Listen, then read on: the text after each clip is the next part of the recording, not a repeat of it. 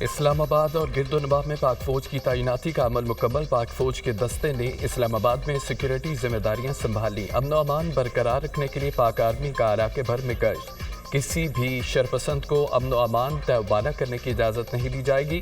وزارت داخلہ نے آئین کے آرٹیکل 245 کے تحت پاک فوج کی تعیناتی کے احکامات دیے۔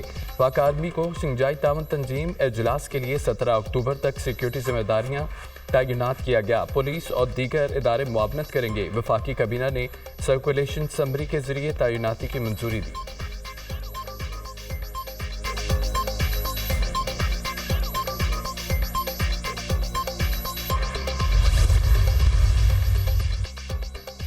پاکستان اور بھارت کے تعلقات میں پڑی برف پگھلنے لگی۔ بھارتی وزیر خارجہ جے شنکر SCO سمٹ میں شرکت کے لیے پاکستان آئیں گے۔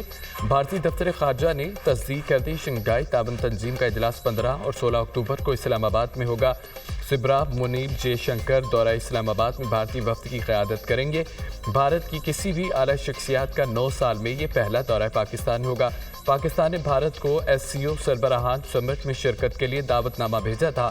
گزشتہ سال بلاول بھٹو نے بطور وزیر خارجہ بھارت میں ہونے والے شنگھائی تعاون تنظیم کے وزرائے خارجہ اجلاس میں شرکت کی تھی۔ بلاول بھٹو 12 سال میں بھارت کا دورہ کرنے والے پہلے پاکستانی وزیر خارجہ تھے۔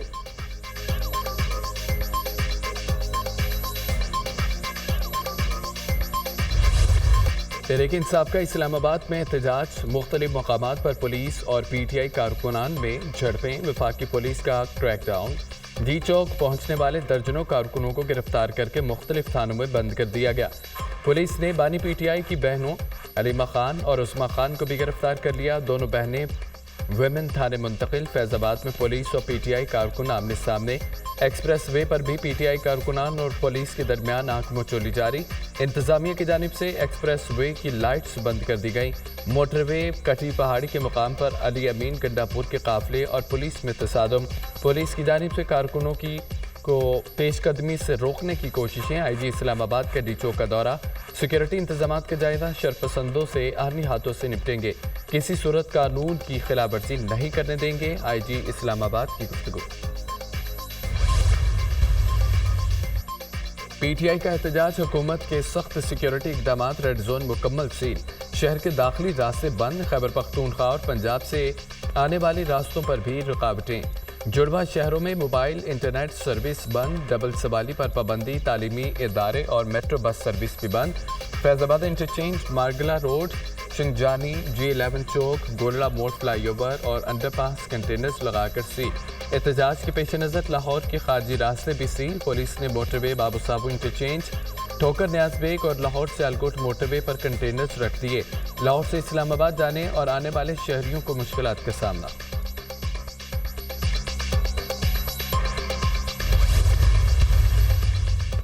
تحریک انصاف نے آج لاہور میں مینار پاکستان پر احتجاج کی کال دے دی۔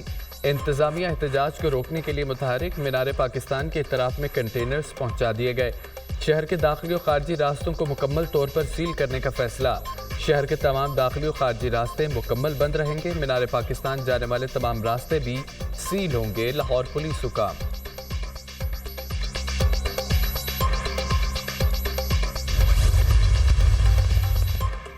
وزیر داخلہ محسن نقوی کا اسلام آباد کے مختلف علاقوں کا فضائی دورہ، سیکیورٹی انتظامات اور مجموعی صورتحال کا جائزہ لیا۔ محسن نقوی کا وزارت داخلہ کے کنٹرول روم کا دورہ، اسلام آباد کے مختلف حصوں کی مانیٹرنگ کے عمل کا جائزہ لیا۔ وزیر داخلہ نے رات کے ڈی چوک کا دورہ بھی کیا، کہا کہ اس وقت سب سے اہم SCO کانفرنس ہے، بین الاقوامی وفود بھی پاکستان آ رہے ہیں۔ میرا خیال تھا کہ یہ لوگ واپس چلے جائیں گے، لیکن اب ان کی نیت واضح نظر آ رہی ہے۔ ان کا مقصد کسی بڑے ایونٹ کو سبوتاژ کرنا ہے۔ پولیس، FC رینجرز اور آرمی موجود ہے، ان کی ایسی کوئی خواہش پوری نہیں ہوگی۔ علی امین گنڈاپور ہماری حدود میں پہنچیں گے تو دیکھیں گے، وزیر داخلہ محسن نقوی۔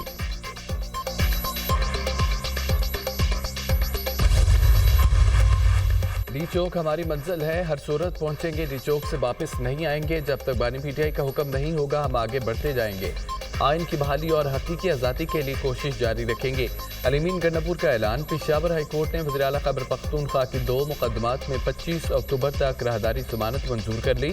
عدالت کی درخواست گزار کو متعلقہ عدالتوں میں پیش ہونے کی ہدایت۔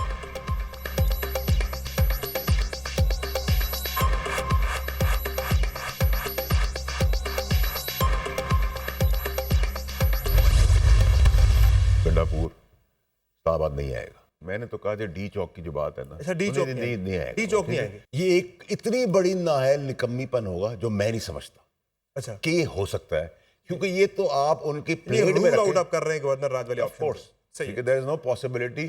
اور اگر پاسبلٹی کسی نے بات کرنے کی کوشش کی گورنمنٹ کے سے, تو میں ان سے کہوں گا خدا را کو عقل کریں. ٹھیک ہے, سیاسی شہید نہ بنائیں.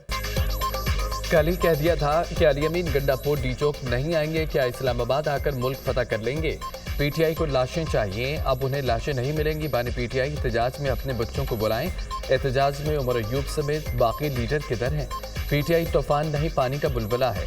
خیبر پختونخوا میں گورنر راج کا کوئی امکان نہیں. گورنر راج لگا تو پی ٹی آئی کو سیاسی شہید نہیں بنانا چاہیے. بانی پی ٹی آئی کا جیل سے نکلنا ناممکن ہے. فیض حمید کا کورٹ مارشل ہو رہا ہے, ان کو سزا بھی ہوگی. 21 اکتوبر کو ملک کے بہت سارے مسائل سیدھے ہو چکے ہوں گے.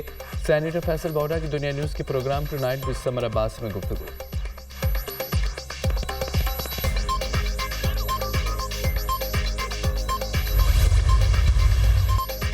فساد کی سیاست کی پاکستان میں کوئی گنجائش نہیں. یہاں آگ لگا دو, جلا دو, کنٹینرز لگا دو. 2014 میں بھی چینی صدر کی آمد پر دھرنا دینے آ گئے تھے. اب ایس سی او کانفرنس ہونے جا رہی ہے تو یہ دوبارہ آ رہے ہیں. ان کے وزیر خزانہ نے فون کر کے کہا ہے کہ آئی ایم ایف پروگرام نہ ہو. یہی وزیر خزانہ وزیروں کو کہتا تھا کہ آئی ایم ایف کو خط لکھو. یہ دو مختلف پاکستان نظر آ رہے ہیں. آپ کو کون سا پاکستان چاہیے, امن یا فساد کا؟ ہم مٹی کو ہیرے میں بدلنے کی کوشش کر رہے ہیں, یہ اس مٹی کو آگ لگانے کی بات کر رہے ہیں. حکومتی اقدامات سے معیشت ترقی کی راہ پر گامزن ہے. زرعی مبادلہ ذخائر میں اضافہ ہو رہا ہے. اسٹاک مارکیٹ تاریخ کی بلند ترین سطح پر ہے. سرمایہ کاروں کا پاکستان پر اعتماد بڑھ رہا ہے. کھانے پینے کی اشیاء بھی سستی ہو رہی ہیں. وزیر پیٹرولیم ڈاکٹر مصدق ملک کی نیوز کانفرنس.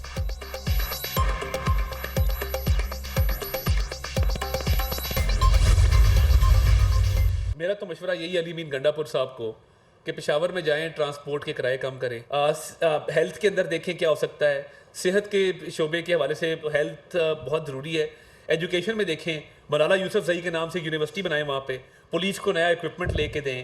اتنے کام ہیں کرنے والے, اتنا فنڈ ہے آپ کے پاس, پوری سرکاری مشینری ہے. آٹا سستا کریں, روٹی سستی کریں, اشیاء خرد و نوش کو چیک کریں جا کے. یہ ہوتے رہتے ہیں چھوٹے موٹے احتجاج, اس کا کوئی فرق نہیں پڑتا. احتجاج سے فرق نہیں پڑتا. گنڈاپور اپنے صوبے پر توجہ دیں. شرح سود کم ہونے سے معیشت بہتر ہوئی. پوری دنیا معترف ہے. ملیشیا کو چاول اور گوشت کی ایکسپورٹ بڑھائی جائے گی.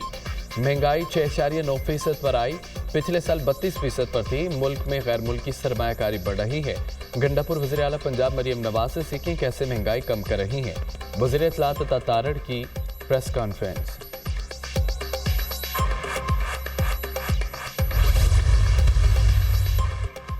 Army chief general Asim Munir سے ملیشین وزیر اعظم انور ابراہیم کی ملاقات. دو طرفہ تعلقات اور باہمی دلچسپی کے امور پر تبادلہ خیال.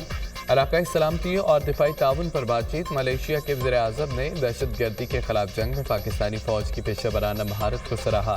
پاک فوج کی قربانیوں کا اعتراف. پاکستان ملیشیا دو طرفہ تعلقات بالخصوص فوجی تعلقات بڑھانے کی ضرورت پر زور دیا گیا.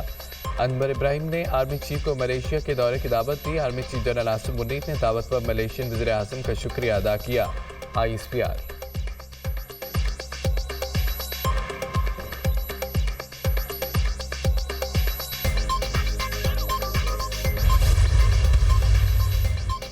ملیشیا کے وزیر اعظم انور ابراہیم کا 3 روزہ دورہ پاکستان مکمل. وطن واپس چلے گئے. وزیر اعظم شہباز شریف, وزیر خارجہ سردار اور دیگر حکام نے نور خان ایئر بیس پر ملیشین وزیر اعظم کو الوداع کیا.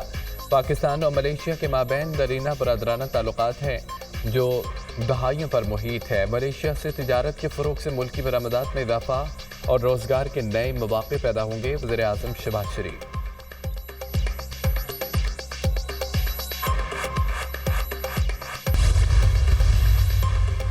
صدر مسلم لیگ نون نواز شریف سے اسرائیلی ہائی کمیشن کی ملاقات. دونوں ملکوں کے درمیان دو طرفہ تعلقات کو مزید فروغ دینے پر اتفاق. تجارت, IT, تعلیم, زراعت میں تعاون کو وسعت دینے کی ضرورت پر زور.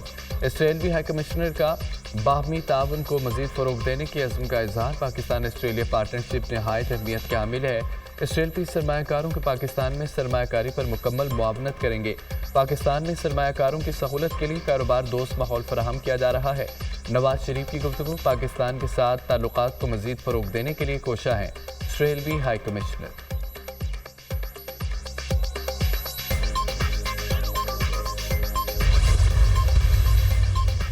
وزیر اعلیٰ پنجاب مریم نواز نے پاکستان کے پہلے سرکاری آٹزم اسکول کا سنگ بنیاد رکھ دیا۔ مریم نواز کے آٹزم اسکول کے ماڈل کا معائنہ، حکام کی بریفنگ۔ وزیر اعلیٰ پنجاب نے کہا ہے کہ پاکستان کا پہلا آٹزم اسکول کا پروجیکٹ میرے دل کے بہت قریب ہے۔ آٹزم کے شکار بچے ہمدردی و محبت کے مستحق ہیں۔ مریم نواز نے مختلف محکموں کی ملکیتی اراضی کا ریکارڈ بھی طلب کر دیا۔ سرکاری اراضی کے بہترین سہولیات استعمال کے لیے پلان مرتب کرنے کی ہدایت۔ پنجاب ریونیو اتھارٹی کے صوبے کے مختلف اضلاع تک توسیع کی بھی منظوری۔ وزیر اعلیٰ مریم نواز کی زیر صدارت اجلاس پہلی سماحی کے ریونیو اہداف وصولی کا جائزہ، مالی وسائل بڑھانے کے لیے پلاننگ کی ہدایت۔ مریم نواز نے کہا ہے کہ جو بھی سرکاری خزانے میں جمع ہوگا پائی پائی عوام پر خرچ ہوگی۔